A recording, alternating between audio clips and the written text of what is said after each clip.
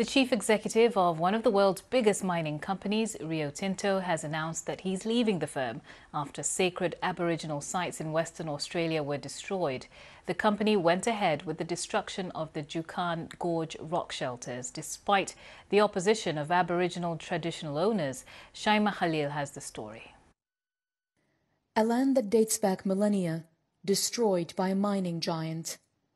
The blast of the Juukan Gorge shelters was legally sanctioned for the expansion of one of Rio Tinto's iron ore mines.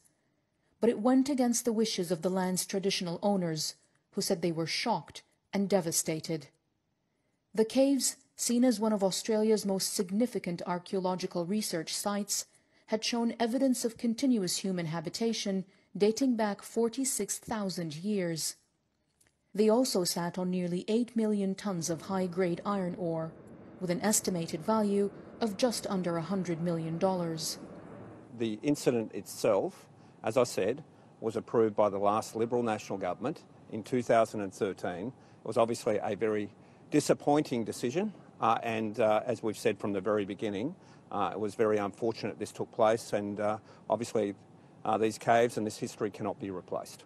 Rio Tinto has been heavily criticised for its handling of the scandal. Last month, it was slammed for not going far enough when it stripped 3 executives of their multi-million-dollar bonuses but kept them on. Now, after months of escalating pressure from Aboriginal groups and top shareholders, CEO Jean-Sébastien Jacques, along with the 2 other bosses, announced their departure. Rio Tinto's chairman said the company wanted to ensure that this never happens again. But there are still calls for further action. Well, we don't think it is enough. We're also calling for a systemic and forensic review of their systems and processes and policies, and it needs to be Aboriginal-led. I've been talking to a lot of mining companies of recent time, and everyone that I talk to is non-Aboriginal and they're doing, Aboriginal business. So it needs to be Aboriginal-led, and we need change. The scandal has raised questions about the government's responsibility to ensure the protection of historical and ancestral areas. It also highlights the great imbalance of power between Australia's influential mining industry and traditional landowners.